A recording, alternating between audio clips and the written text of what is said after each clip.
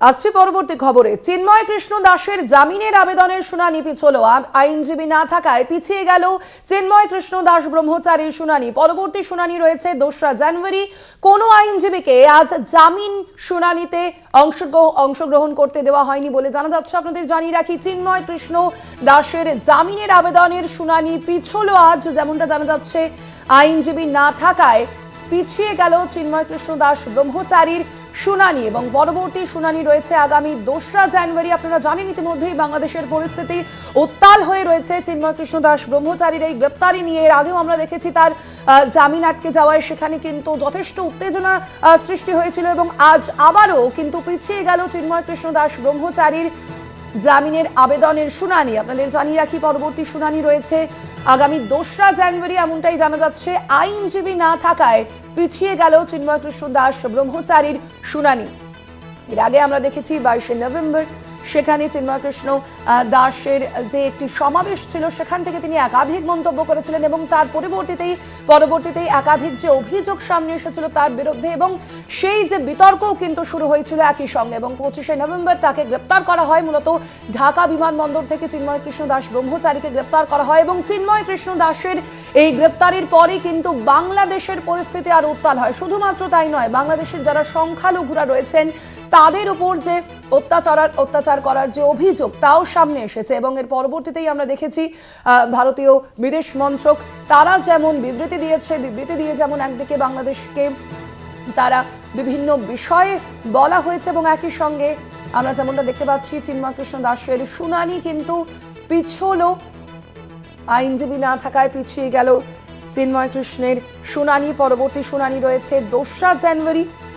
এমনটাই জানা যাচ্ছে। আপনাদের জানিয়ে রাখি, আইনজীবী না থাকায় আজ জামিন শুনানি হয়নি এবং পরবর্তী শুনানি রয়েছে আগামী 2রা জানুয়ারি। বাংলাদেশের পরিস্থিতি রীতিমতো উত্তাল এবং এই পরিস্থিতিতে আজ আবারও চিন্ময় কৃষ্ণ দাস ব্রহ্মচারীর যে জামিনের শুনানি তা কিন্তু পিছল। আমরা দেখেছি এর আগে চিন্ময় কৃষ্ণ দাসের যে জামিন সেই নিয়ে কিন্তু বাংলাদেশের পরিস্থিতি উত্তপ্ত হয়ে উঠেছে রীতিমতো এবং যা নিয়ে বাংলাদেশ এবং ভারতের যে সম্পর্ক সেই সম্পর্কেও কিন্তু যথেষ্টই প্রভাব পড়ছে। বাংলাদেশের সংখ্যালঘুদের উপর যে অত্যাচারের অভিযোগ তাও কিন্তু সামনে আসছে বারংবার এবং যা নিয়ে রাজ্যের মুখ্যমন্ত্রী মমতা বন্দ্যোপাধ্যায় তিনিও কেন্দ্রকে এই বিষয়টিতে নজর দিতেও বলেছেন। যদিও যেমনটা জানা যাচ্ছে যে আজ আবারও চিন্ময় কৃষ্ণ দাসের যে শুনানি সেই শুনানি পিছল। চিন্ময় কৃষ্ণ দাসের জামিন পিছল আজ। মূলত আইনজীবী না থাকায় এই শুনানি পিছল বলে জানা যাচ্ছে। বাংলাদেশের যে পরিস্থিতি তা ক্রমশই উত্তাল হচ্ছে এবং একদিকে আমরা দেখতে পাচ্ছি যে চিন্ময় কৃষ্ণ দাস প্রভুকে অবিলম্বে মুক্তির দাবিও জানানো হয়েছে এবং সেই দাবিতেই বাংলাদেশের পরিস্থিতি ক্রমশই উত্তাল হচ্ছে।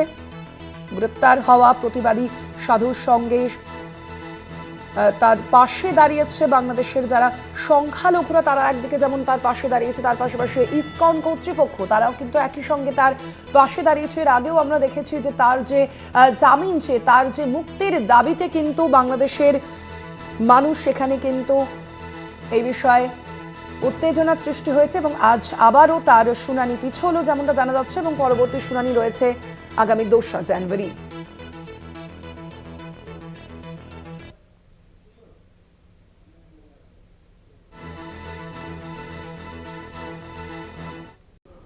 চিন্ময় কৃষ্ণ দাস ব্রহ্মচারীর জামিনের আবেদনের শুনানি পিছল চট্টগ্রাম আদালতে। সেই মামলা শুনানি ছিল কিন্তু কোনো আইনজীবী ছিলেন না বলেই জানতে পারা যাচ্ছে। এর আগেও অভিযোগ উঠেছিল যে তার আইনজীবীরা যথেষ্ট আতঙ্কিত এবং সেই কারণেই তারা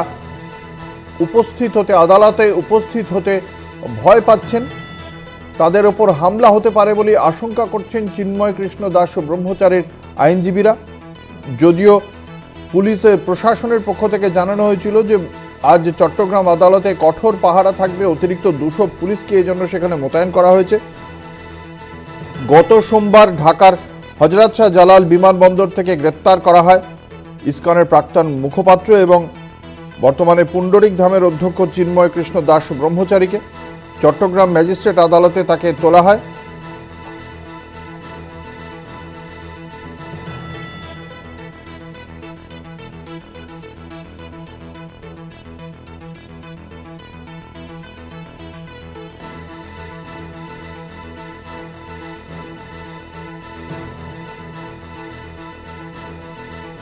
আমাদের সঙ্গে রয়েছেন আমাদের ঢাকা থেকে আমাদের প্রতিনিধি সাইদুল হোসেন। কি জানতে পারা যাচ্ছে, ঠিক কি কারণে পিছিয়ে গেল চিন্ময় প্রভুর শুনানি? দেখুন, চিন্ময় প্রভু গ্রেপ্তার হওয়ার পরে এটি ছিল তার তৃতীয়বারের মতো জামিন শুনানি। তিনি যেদিন গ্রেপ্তার হন তার পরের দিন চট্টগ্রামের একটি আদালতে তার জামিন শুনানি অনুষ্ঠিত হয়, যেটি থেকে তিনি তার জামিন বাতিল করে ওনাকে জেল হাজতে প্রেরণ করা হয়। এর পরের দিন আরেকটি শুনানি থেকে জামিন দেওয়া হয়নি। তার বেশ কিছুদিন পর সম্ভবত যোগাযোগ বিচ্ছিন্ন হয়ে গিয়েছে, আপনাদের জানিয়ে রাখি। সাইদুল হাসান, আপনাদের জানিয়ে রাখি, জামিন পেলেও নতুন মামলায় আটক দেখানো যাবে তাকে, এমনটাই জানতে পারা যাচ্ছে। চিন্ময় প্রভুর বিরুদ্ধে নতুন মামলার পরিকল্পনা রয়েছে অন্তর্বর্তী প্রশাসনের, এমনটাই জানতে পারা যাচ্ছে। সেক্ষেত্রে তিনি যদি জামিনও পান, সেক্ষেত্রে নতুন মামলায় তাকে আটক দেখানো হতে পারে বলে এই খবর। বিশদে জানবো, আমাদের সঙ্গে রয়েছেন আমাদের ঢাকা থেকে আমাদের প্রতিনিধি সাইদুল হাসান। ঠিক কি জানতে পারা যাচ্ছে, অন্তর্বর্তী প্রশাসন তাকে আবার নতুন কোন মামলায় সেক্ষেত্রে আটক করতে পারে? দেখুন, আমরা জানতে পেরেছি যে চিন্ময় প্রভুর বিরুদ্ধে আরেকটি নতুন মামলার এজাহার রেডি করা হয়েছে, যেটি আপনার একজন স্থানীয় লোক যার নাম এনামুল হক চৌধুরী, তিনি একটি অভিযোগ দায়ের করেছেন। যে অভিযোগে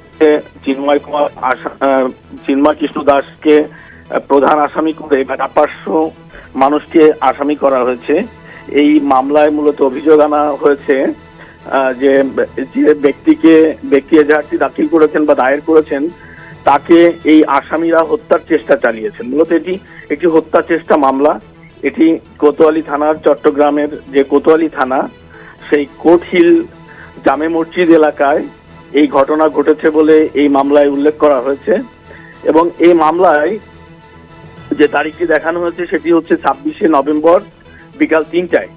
এই যারা এরা আসামিরা এই বাদীকে হত্যার জন্য চেষ্টা চালায় বলে এই মামলায় অভিযোগ আনা হয়েছে। কিন্তু এখন পর্যন্ত আমরা যতটুকু জানতে পেরেছি এই মামলাটি এজাহারভুক্ত হয়নি, অর্থাৎ নিবন্ধন হয়নি মামলার। যদি নিবন্ধন হয় তাহলে এই মামলায়ও চিন্ময় কৃষ্ণ দাসকে গ্রেপ্তার করার সংখ্যা রয়েছে। আজকে আইনজীবীদের কি মানে একজনও কেউ উপস্থিত থাকলেন না তার হয়ে লড়াই করার জন্য, সেটার কারণ কি? আইনজীবীরা কি ভয় পাচ্ছেন? দেখুন, সেটি এখন আমাদের সামনে এসছে বা আমরা বিভিন্ন নিউজটি পেয়েছি। আইনজীবীদের মাঝে আতঙ্ক তৈরি হয়েছে, কারণ যারা চিন্ময় কৃষ্ণ দাসের পক্ষে লড়তেন বা তার অনুসারী যারা, তাদের মামলা মকদ্দমা এবং হামলার ঘটনাও ঘটেছে। ইতিমধ্যে বেশ কয়েকজনকে আটক করা হয়েছে। এবং আপনি জানেন যে আদালত চত্বরে ওই দিন ব্যাপক সংঘর্ষ হয়েছে এবং সেখানে একজন নিহত হয়েছেন। মূলত এসব ঘটনা থেকে আইনজীবীরা ভয় পাচ্ছেন তার পক্ষে দাঁড়ানোর জন্য। পাশাপাশি কিন্তু আদালতে শুধু যে আইনজীবী চিন্ময় কৃষ্ণ দাসের পক্ষে ছিলেন না সেটাও নয়, সরকার পক্ষের আইনজীবীরাও কিন্তু আটটি শুনানি না করার জন্য আদালতের কাছে আবেদন করেছেন। আর বাংলাদেশের আইন যদি কোনো আসামি তার আইনজীবী নিয়োগ করতে না পারেন বা তার পক্ষে যদি কোনো আইনজীবী না হয়, সেক্ষেত্রে রাষ্ট্রপক্ষের আইনজীবী তাকে সহযোগিতা করে থাকে। এক্ষেত্রেও তার ব্যর্থ। আপনি স্থান পরিবর্তন করুন সাইদুল, আপনার কথা শুনতে পাওয়া যাচ্ছে না। হ্যাঁ, এখন শুনতে পাচ্ছেন? হ্যাঁ বলুন, আইনজীবীদের কি বক্তব্য যে তারা ভয় পাচ্ছেন এবং তাদের উপর হামলা হতে পারে? দেখুন, এই মুহূর্তে তো আমরা কোনো আইনজীবীর সঙ্গে কথা বলতে পারছি না। তো আমরা যে আমাদের সোর্স গুলো বা স্থানীয় সাংবাদিকদের সঙ্গে আমরা এই বিষয়ে কথা বলেছি, তারা যেটা আমাদেরকে জানিয়েছেন যে আসলে আইনজীবীরা আদালতে ভয়ের কারণেই আসছেন না, কারণ সেখানে কি বড় ধরনের মব হয়েছে যেটি উনি গ্রেপ্তারের পরের দিন। তো সেই কারণেই তারপরে যারা আইনজীবী ছিলেন ওনার, তাদের বিরুদ্ধে মামলাও হয়েছে অনেকের বিরুদ্ধে। আর ওনার অনুসারীরাও অনেকেই এখন পালিয়ে আছেন, অনেকে গ্রেপ্তার হয়েছেন। সেক্ষেত্রে তারা ভয়ের শিকার হচ্ছে না। ধন্যবাদ। আমাদের সঙ্গে ছিলেন আমাদের প্রতিনিধি সৈয়দুল হাসান। আপনাদের জানিয়ে রাখি, আগামী 2রা জানুয়ারি পরবর্তী শুনানির দিন ধার্য হয়েছে, কিন্তু তিনি জামিন পেলেও তাকে ফের গ্রেপ্তার করতে পারে অন্তর্বর্তী প্রশাসন। তার বিরুদ্ধে নতুন মামলা দায়ের করা হতে পারে, এমনটাই জানতে পারা যাচ্ছে। এবং আইনজীবীরাও আতঙ্কের কারণেই আদালতে আজকে উপস্থিত হননি বলেই ঢাকা সূত্রে খবর।